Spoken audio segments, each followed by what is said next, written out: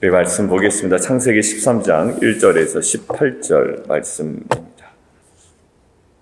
그동안에 묵상한 세 지역이 있었습니다. 첫 번째가 세겜이었고요. 두 번째가 베델, 마지막으로 네게브 남방이었죠. 그런데 이제 기근 때문에 애굽으로 이동하게 됩니다. 사실 어제 본문에서는 아브라함의 불순종의 모습은 사실 찾아보기 어렵다라고 말씀을 드렸죠. 이게 웬 말인가? 라고 했지만 사실 아브라함의 불순종이 성립할 수 없었던 가장 근원적인 이유는 아예 아브라함이 물을 생각조차 하지 않았다라는 거예요. 물은 다음 임한 말씀에 대하여 반대 방향으로 간 것이 아니라 아예 묻지 아니하고 아주 자연스럽게 갑니다. 그죠? 기근이 임하고 가고 또 자연스럽게 그 당시에 통용되던 방식, 결혼을 약속했지만 유보시키고 때를 봐서 나오겠다. 뭐 여러 가지 생각이 많았던 것 같아요. 근데 그러한 아브라함의 어찌 보면 실패에도 불구하고 하나님께서 다시 오늘 보면 다시 모든 소유와 아내와 롯과 함께 네겝으로 올라오게 하십니다. 그 네겝, 남방.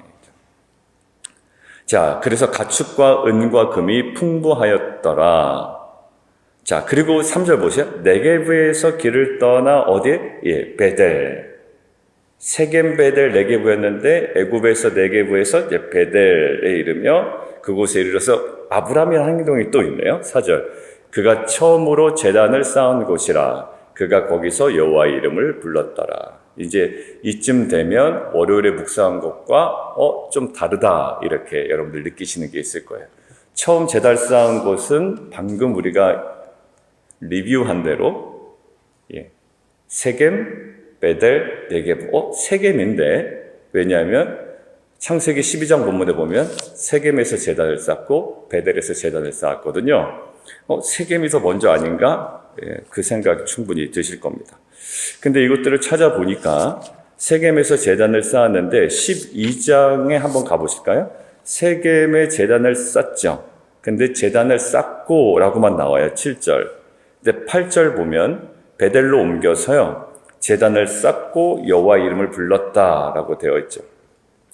보통 학자들이 세겜에서는 단순히 하나님의 현년을 기념하기 위하여 단을 쌓았다면 아브라함이 하나님께 공적 예배를 드리게 단을 쌓았던 곳은 아마 베델이 처음이 아니었겠느냐라고 그냥 추정을 합니다.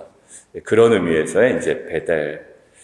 근데 그거보다도 어느 것이 먼저냐 보다 지금 우리가 주목하기를 원하는 것은 사실 애굽으로 내려가고 이 모든 일련의 가운데 아브라함이 다시 약속의 땅으로 돌아오잖아요. 한마디로 이제 회복되는 겁니다.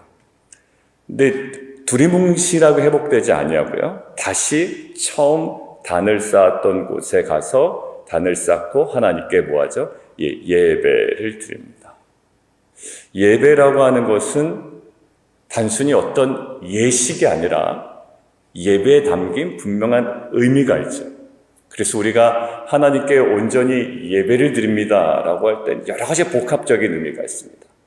예수 그리스도의 구원 사역에 대한 경배와 찬양이 있고요. 그 다음에 그 순간에 우리의 그 심중의 고백이 있는데 정말 하나님은 천지를 만드신 창조주이시오. 예수 그리스도는 나의 구원자이시며 성령 하나님께서는 이 모든 것들을 주도해 가시고 우리 가운데 역사하신다. 그래서 나의 주인이십니다. 나의 마스터이십니다. 나의 하나님이십니다라는 고백이죠. 이 아브라함이 회복될 때 가장 먼저 회복되는 것, 사실 묻지 아니하고 애굽으로 내려갔지만 다시 한번 처음으로 제단을 쌓은 곳에 그곳에서 여호와의 이름을 불렀다. 제단만 단순히 기념이 아니라 예식이 아니었다는 거예요. 우리의 예배는 그냥 예식입니까? 아니면 정말로 그 안에 여호와 이름을 부르는 예배입니까? 이것은 어떤 요소입니까? 라고 하기 전에 우리의 중심의 문제인 것 같아요. 저와 여러분이 그냥 두리뭉실한 예배보다 그냥 불명확하고 늘 드렸던 루틴의 예배가 아니라 정말 제단을 쌓고 그곳에 여호와의 이름을 부르는 그 예배를 통한 회복을 경험하는 저와 여러분이 됐으면 좋겠습니다. 그리고 두 번째, 아브라함의 일행 롯도 양과 소와 장막이 있습니다. 근데 이 두 대상이 소유가 다 많은 거예요. 그래서 이게 동거하기에 영 불편한 겁니다.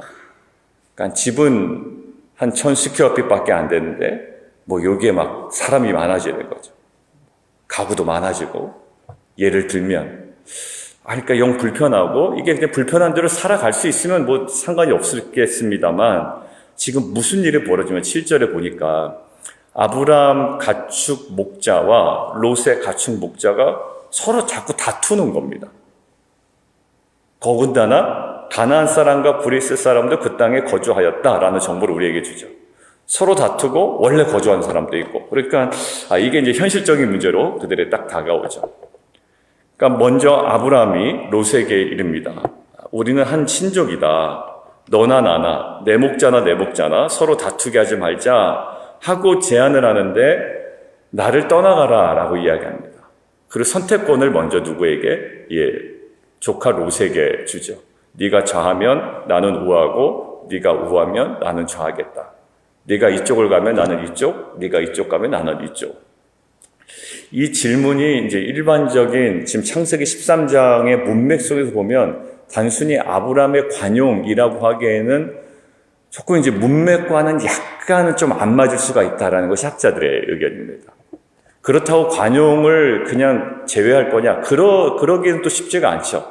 관용을 베풀긴 베푼 건 맞습니다. 그런데 이 13장의 문맥 속에 이 아브라함의 이 제안을 아주 위험천만하게 보는 학자들도 상당히 많아요. 왜냐하면 만약 이 롯이, 나중에 이 롯의 후손들이 어떻게 됩니까? 모압 족속과 암몬 족속이 되죠. 이 이스라엘 백성, 이스라엘 민족과 사실 그 이스라엘 민족과 관계가 이렇게 막 썩 좋진 않은, 그 모압과 암몬 족속이 쳐들어오기도 하고 대결 구도로 가기도 하고 피해도 입기도 하고 서로 공격하기도 하고. 자, 그 모압과 암몬 족속이 사실 약속의 땅을 차지할 수도 있는 상황이라고요. 위기 상황이다라고 이야기를 해요. 위기 상황. 자, 그런데 참 다행히도 지금 이 롯의 선택이 먼저인데, 롯이 어디를 선택했냐면, 자, 10절 한번 보실까요? 10절. 롯이 눈을 들어 요단 지역을 바라봅니다. 눈을 들어요. 일단 봐야죠. 어디가 좋을지. 그러니까 롯의 조카 롯의 기준은 일단 눈을 들어서 어디를 봤을까요? 더 내가 손해를 보겠다라는 것이 아니라 좋은 곳을 선택하겠다라는 거죠. 그러니까 보니까 거기 10절에 물이 넉넉하고 여호와의 동산 같고 애굽 땅과 같아요. 반짝반짝 거리는 겁니다, 거기에. 근데 어느 학자가 이렇게 써놨어요. 반짝이는 것이 다 금은 아니다. 맞아요. 근데 롯이 보기에는 너무 반짝반짝 거리는 겁니다.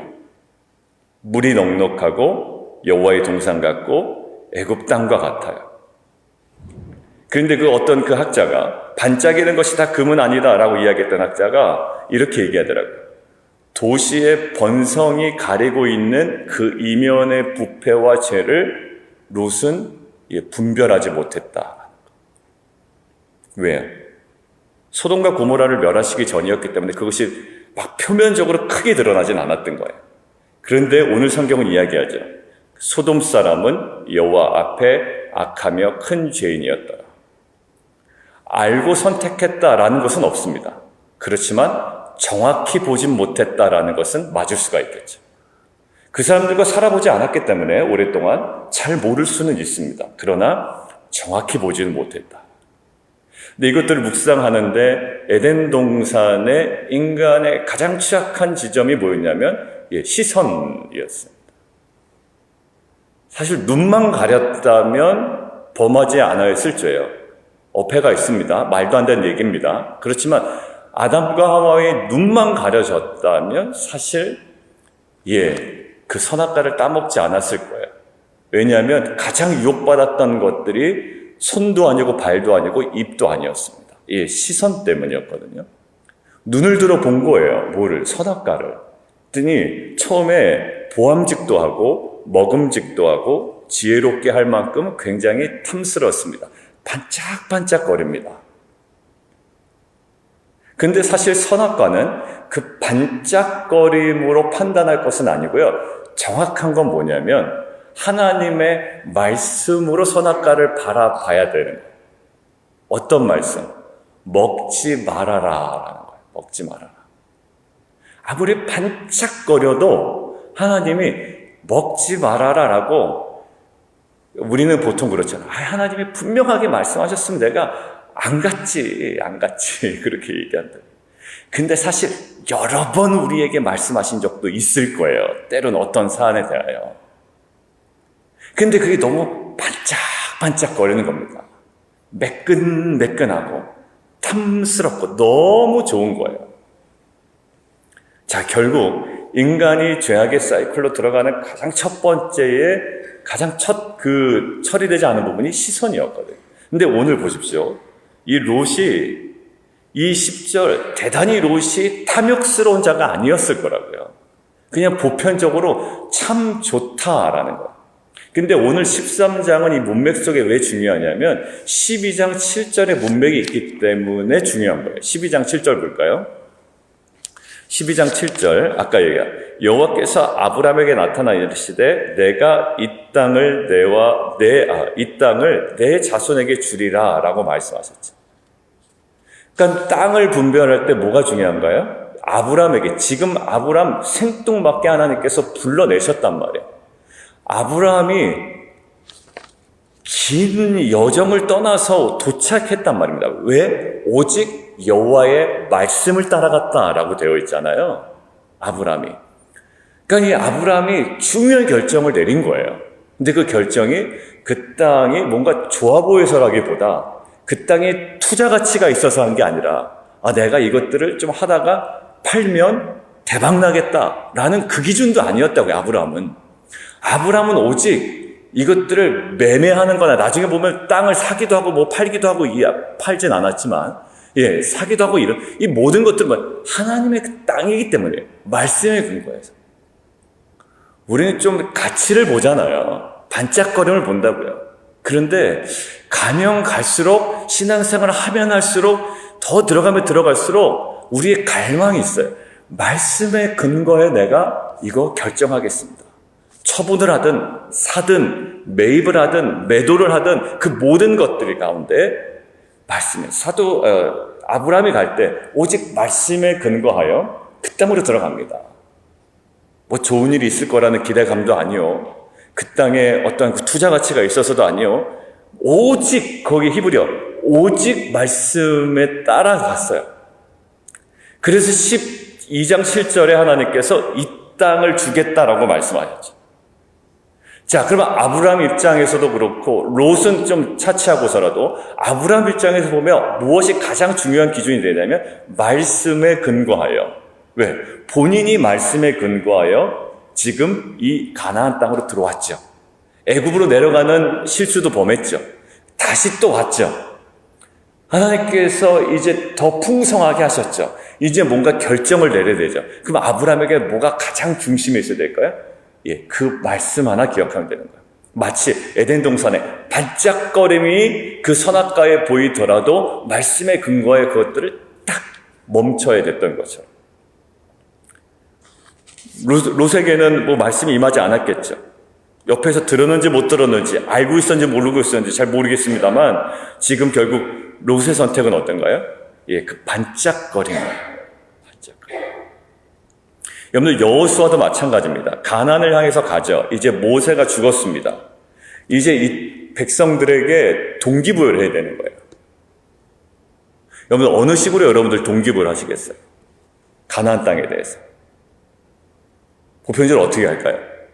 이 사람들이 이거 또 가서 막 전쟁하고 이래 싫어할 텐데 어떤 식으로 동기부여를 해야 되겠습니까?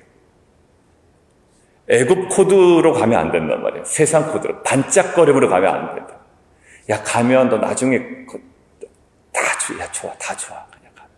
가서 하면 살다 보면 좀 더 커질 거고, 이것 하다가 또 팔고 또 얼마나 이게 가치가 있는지 몰라.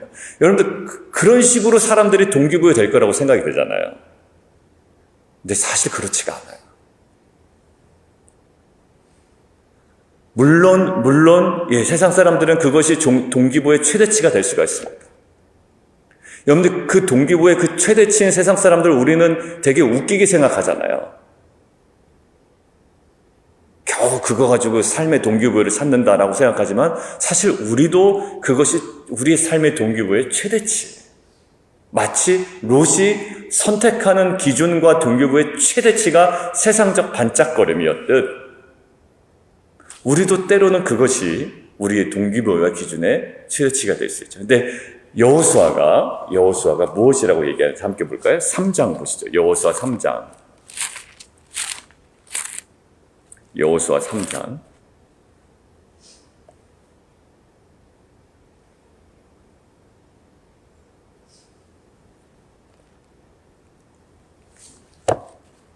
(9절입니다)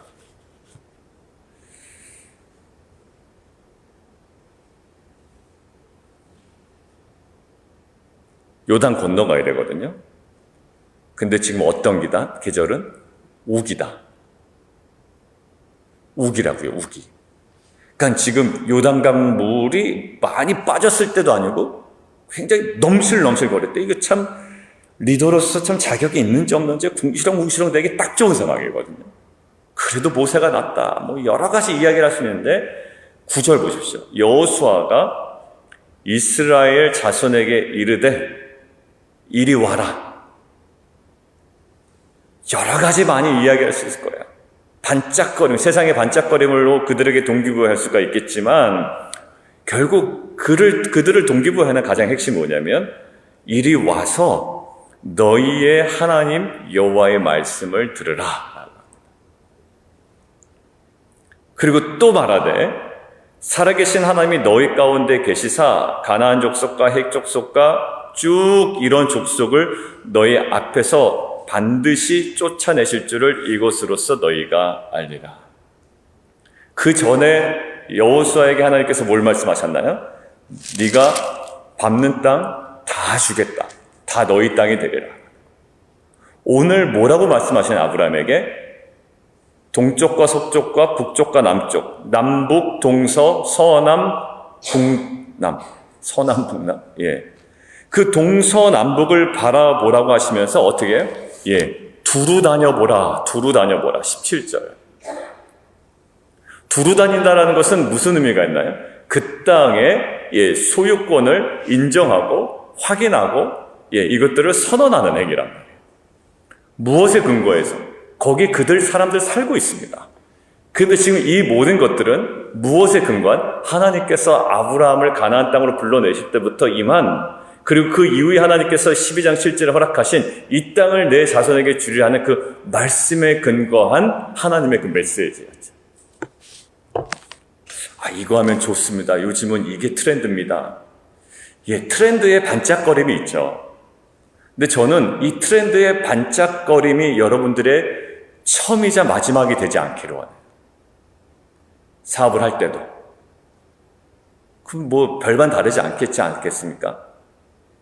트렌드로 시작하고 트렌드로 끝나는 거예요. 요즘은 이게 트렌드입니다. 근데 그게 대체 다 그게 끝이야. 거기는 말씀도 없고 하나님의 음성도 없고 하나님의 마음도 없고 그것을 향한 하나님의 계획도 없어. 하나님의 계획이 뭐죠? 너와 내 자손을 통하여 너 잘 먹고 잘 살아라가 아니라 모든 민족이 복을 받을 것이라. 돌아보면 교회도 문제고 비즈니스도 문제고 직장도 문제. 결국 뭘까요? 우리만 기분 좋으면 되는 거 아닙니까? 결국. 그러다가 교회는 어떻게 될까요? 계속 부패되기 시작할 것 같아요. 왜? 그냥 우리끼리 마음 맞는 거예요. 그게 최대예요. 뭐 분열 없이 그냥 한 마음으로 우리끼리 그냥 좋게 지내는 거예요. 근데 좋게 지내는 게 목적이 아니라 가라라는 거 아니에요? 모든 민족을 하고. 그러니까 결국 우리가 어디에 지금 동기화되어 있고 어디에 기준이냐면 그냥 문제없이 그냥 잘 있으면 되는 거예요. 이게 뭘까요? 안주입니다. 안주. 근데 영적으로는 이 안주가 가장 무서운 신앙생활의 적이 되거든요. 그리고 세상적인 반짝거림이 처음이자 마지막이에요. 마치 롯이 선택한 것처럼 보기 너무 좋은 겁니다. 물도 넉넉합니다. 트렌드에 맞습니다. 예, 물이 없으면 안 되거든 그때 당시에. 왜? 가축을 먹여야 되는데. 우리는 롯의 선택이 그릇된 선택이라고 생각하지만 나의 지금 오늘의 선택이 세상의 그 반짝거림 완전 빼서는 안 되지만 그것이 처음이자 마지막, 그 외에는 아무것도 없는 그러한 선택이 아니라 오늘 보십시오. 하나님께서 그 아브라함에게 이렇게 얘기했어요. 14절 롯이 아브라함을 떠난 후에 여호와께서 어떻게 하죠? 아브라함에게 이르시되 너는 눈을 들어라. 자, 10절 롯도 눈을 들었어요. 근데 롯의 눈을 들었는데 결국 보는 건 세상의 반짝거림에 머물러 있었는데 하나님께서 롯이 아브라함을 떠난 후에 이제 롯이 없어요. 차별하시나? 모르겠습니다. 롯이 없어요 이제. 근데 아브라함의 눈을 들게 하십니다. 그리고 어디에? 너는 눈을 들어 북쪽과 남쪽, 동쪽과 서쪽을 보여주셔요. 이때는 어떤 시선으로 바라봤을까요? 하나님의 그 시선과 소망의 관점으로, 그리고 하나님께서 아브라함에게 나타나셔서 12장 7절에 말씀하신 그 말씀으로 그 땅을 바라봤을 거예요. 여러분들, 우리의 신앙이 애매모호할 때가 많습니다. 사실 그냥 그럴 때 가장 선택하기 쉬운 건 롯같이 선택해버리는 거예요. 말씀 봐도 뭐라고 말씀하시지 않는 것 같고, 근데 어제도 얘기했죠. 그 치열함이 우리 가운데 계속 회복되기를 원해요. 하나님이 괴팍하셔서 내가 정말 중심으로 구하는데 아무 말씀하지 않으실까요? 아니요, 그렇지 않으실 거예요. 분명히 하나님이 친히 말씀하십니다. 내가 원하는 기도 제목으로 나아갔지만 하나님께서는 그 기도 제목과는 전혀 상반되게 하나님께서 분명히 다른 음성으로, 그리고 어떤 상황 가운데 나로 하여금 분명히 깨닫게 하실 거예요. 누구의 제안이든 누구의 음성이든 상황의 변화건 아니면 말씀 묵상하는 가운데 이것들을 총체적으로 하나로 하나님께서는 친히 우리에게 말씀하실 거예요. 이 하나님의 말씀하시는 것에 대한 소망을 가지고 이제 우리의 시선이 세상적인 반짝거림에 머무르지 아니하고 롯이 떠난 후에 하나님께서 아브라함의 눈을 들어 보게 하신 것처럼 그 말씀의 관점과 언약의 관점으로 이 모든 것들을 다시금 바라볼 수 있는, 그리하여 롯이 선택한 땅에 대한 미련이 남지 아니하고 오히려 하나님께서 보게 하신 그 약간은 척박한 그 땅에 대한 소망이 우리 안에 회복되는 은혜가 있기를 원합니다. 맞아요. 이게 정확해요. 가나안 땅은 사실 기후 조건이 썩 그렇게 좁지 않아요. 성지순례, 나중에 구약 성지순례 가다 보면 여기가 약속의 땅인가? 라고 할 정도로 썩 좋지 않단 말이에요. 그러니까 나중에 신명기에 뭐라 나옵니까? 너희가 가려는 그 땅은 너희가 예전에 있었던 애굽의 땅과 전혀 달라라고 하잖아요. 근데 이게 이제 말씀의 관점으로 보니 이 땅이 뭐냐? 정말 그게 약속의 땅입니다. 보십시오. 아무도 선택하지 않은 그 땅을 갈 거예요. 누구도. 롯도 선택할 수 없었던 그 땅이라고요. 뭐와 비교? 세상의 반짝거림과 비교해서. 결론입니다. 이것들을 묵상하는데 우리에게 하나님께서 무엇을 주실까요? 영광스러운 것을 주십니다. 영광스러운 것. 근데 우리도 영광스러운 것을 갖고 싶습니다. 그런데 무엇을 통해서? 세상의 반짝거림을 통해서. 이게 우리의 한계예요. 저와 여러분의 한계라고. 목회의 영광스러움이 뭘까요? 물론 다 그런 건 아니지만 한국에서도 보면 이게 목사님들도 이제 한국은 이제 저기가 있잖아요. 뭐 그랜저냐 제네시스 뭐 이런 게 있나 봐요. 정말 유치하잖아요. 얘기하기도 좀 설교 시간에 얘기하기도 그렇고 정말 이런 언급하는 것 자체가 좀 약간 유치하잖아요. 그죠? 에쿠스냐, 뭐 제네시스냐, 제네시스 어느 등급이냐. 여러분들 얘기하기도 목사 무슨 저런 얘기를 하셔? 이 정도까지 여러분들 좀 웃기잖아요. 그게 뭔가요? 세상의 반짝거림입니다. 근데 영광스러움도 우리를 갖고 싶어요. 하나님께 주시는 영광이 뭐냐? 제네시스에 있지 않다고요. 그죠? 아무도 가지 않는 그 길, 선택하지 않은 그 길, 말씀으로만 내가 그 영광스러움을 깨닫는 그 길, 뭘까요? 오늘 말씀 묵상의 끝에 제가 주님께서 우리에게 도전하셨던 날마다 자기를 부인하고 자기 십자가를 지라. 정말 가기 싫거든요. 롯이 그 십자가를 선택했겠습니까? 아니겠죠. 이 신약시대에 살아가는 우리에게 매 순간 하나님께서 우리에게 도전하시는 것이 있어요. 그러니까 고생하는 길로 가라는 게 아니에요. 이것은 고생하는 길로 가라. 그러니까 뭐든지 그냥 다 팔고 그냥 무작정 고생하는 길로가 아니에요. 핵심은 이겁니다. 하나님께서 우리에게 말씀하시는 그 길로 걸어가는 거예요. 때로는 가지 않아야 되는 자리에 우리가 가야 될 수도 있고요. 또 우리는 마땅히 갈 수 있으나 포기해야 될 때도 있어요. 어디에 근거예요? 말씀에 근거예요. 어디가 더 반짝거린다라는 것도 아니고요. 어디가 더 척박하다라는 기준도 아니에요. 오직 말씀을 따라 갖고 해요. 그냥 맹목적인 고생하는 내 삶을 그냥 데몬스트레이션하고 드러내가지고 그게 십자가야 라고 주장할 필요도 없어요.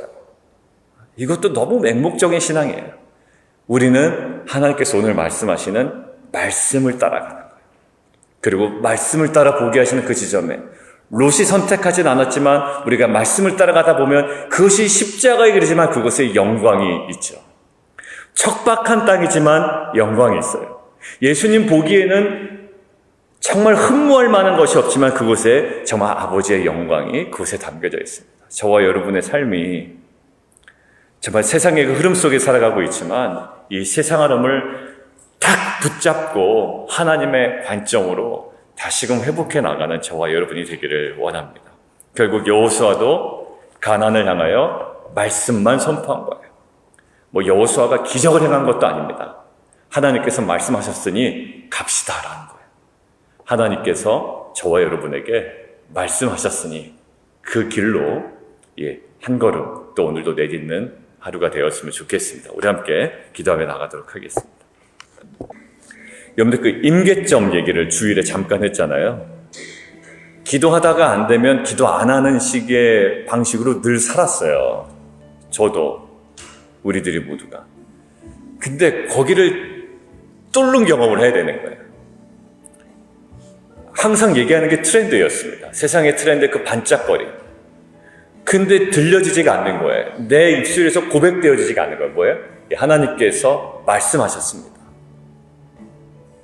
이것들은 하루 이틀 말씀 받다고 하루 이틀 기도한다고 될 문제가 아니죠. 그 임계점을 통과하는 지점이 있어요.